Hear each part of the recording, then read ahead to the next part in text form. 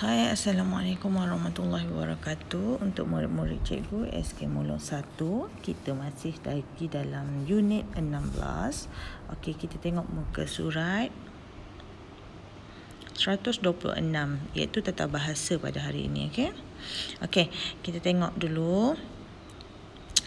Kita tengok cilik dulu apa maksud dia. Apa yang kita nak belajar tata bahasa hari ini?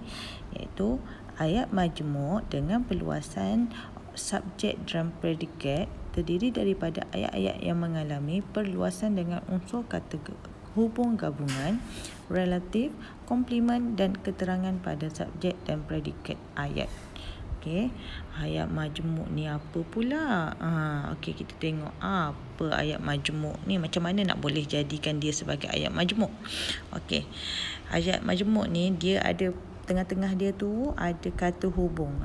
Dia menggabungkan dua ayat tunggal, dua atau lebih ayat tunggal, dia menggunakan kata hubung, kemudian ia membentuk ayat majmuk.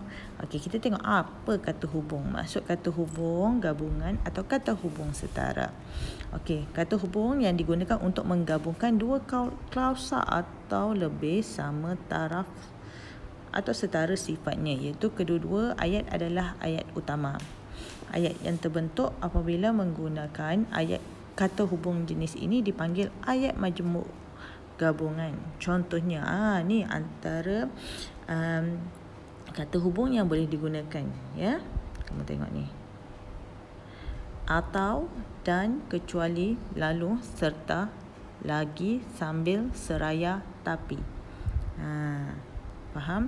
Okey, kita tengok fungsi untuk penggunaan kata-kata hubung ni. Okey, kalau kita guna kata hubung atau. Okey. Dia menunjukkan pilihan. Kamu mahu makan nasi atau mi.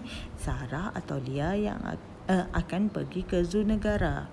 Okey, kata hubung dan dia menggabungkan dua unsur yang setara. Contohnya dua perkara benda yang sama dia buat, ataupun orang yang sama. Contoh, Ali dan Achong belajar di sekolah Methodist. Ataupun Surya membaca buku dan Sofia membaca majalah. Dua-dua melakukan perkara yang sama, membaca, tapi seorang baca buku, seorang baca majalah. Okey, kecuali, kata hubung kecuali menunjukkan tidak termasuk, melainkan terasing atau berbeza. Rose belajar agama setiap hari kecuali hari Ahad. Mary akan ke taman petang ini kecuali hari hujan.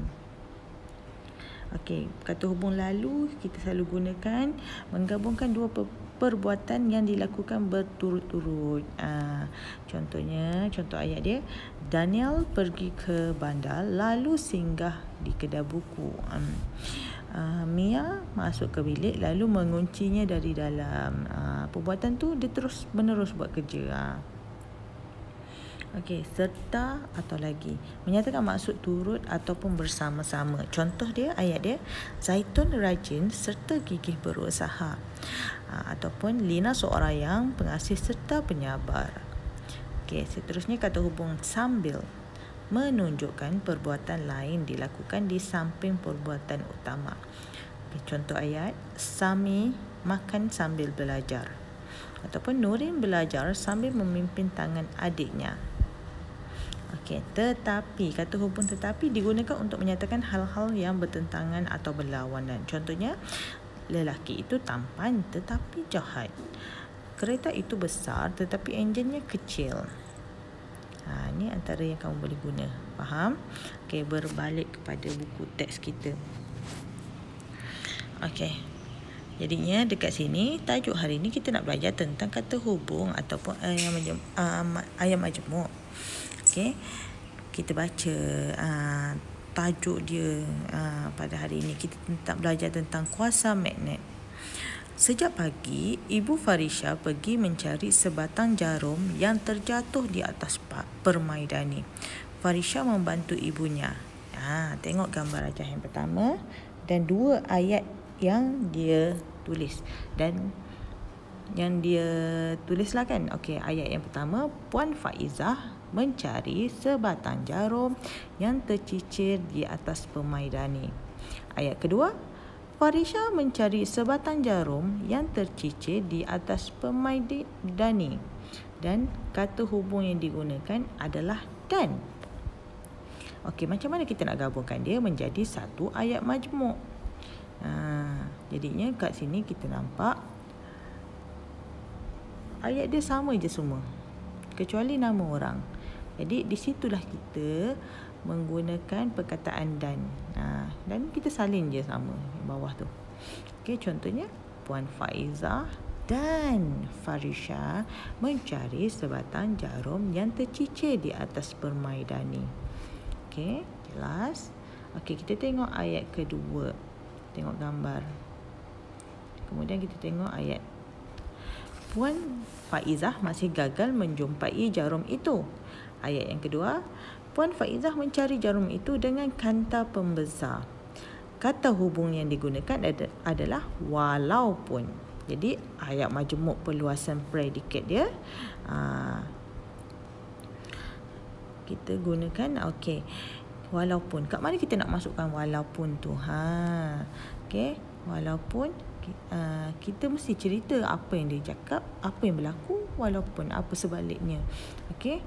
Sebagai contoh, Puan Faizah masih gagal menjumpai jarum itu. Ayat pertama dia ambil penuh. Kemudian dia masukkan walaupun beliau, dia gantikan kata Puan Faizah tu, kita tak perlu ulang balik, kita boleh gunakan kata ganti nama. Dia menggunakan kata ganti nama beliau mencarinya dengan kanta pembesar. Okey, jelas.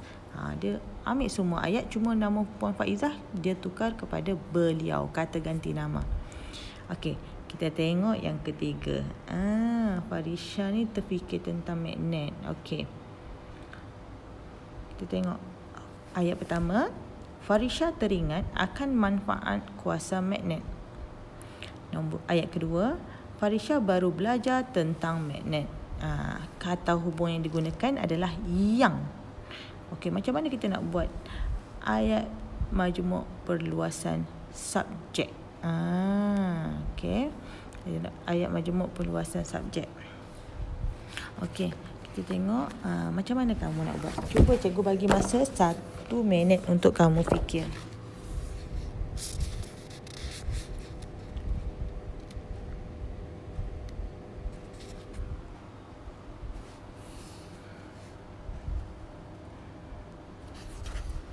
Okey, cadangan cikgu untuk ayat ini kita ada perkataan yang kan.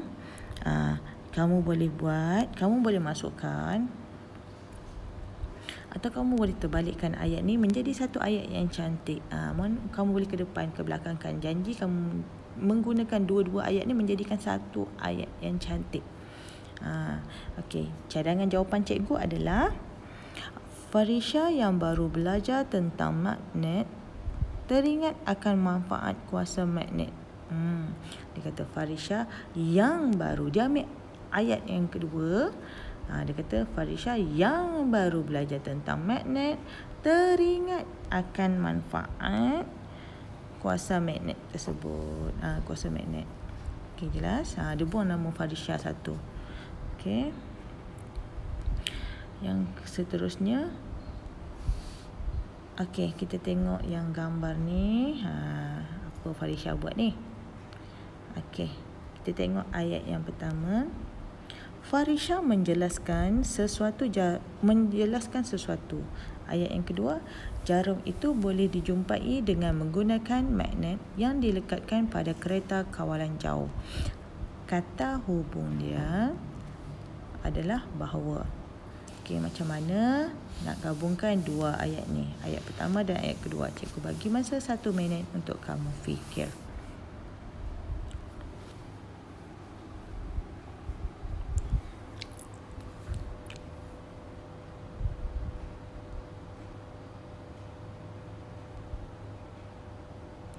Baik, cadangan jawapan cikgu adalah Farisha menjelaskan.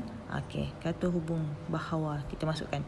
Farisha menjelaskan bahawa jarum itu boleh dijumpai dengan menggunakan magnet yang dilekatkan pada kereta kawalan jauh. Jadinya ayat pertama, ayat kedua tak ada yang sama pun. Jadi kita gunakan kata hubung bahawa, kita masukkan dalam ayat ni untuk gabungkan ayat pertama dan ayat kedua. Jadi Farisha menjelaskan bahawa jarum itu boleh dijumpai dengan menggunakan magnet yang dilekatkan pada kereta kawalan jauh. Jelas? Okey. Ini pelajaran hari ini. Okey. Lagi sekali cikgu ulang, kita punya pelajaran hari ini adalah ayat majmuk dengan perluasan subjek dan predikat, terdiri daripada ayat-ayat yang mengalami perluasan dengan unsur kata hubung gabungan, relatif, komplement dan keterangan pada subjek dan predikat. Jadi tugasan cikgu akan bagi dalam WhatsApp. Okey. Terima kasih.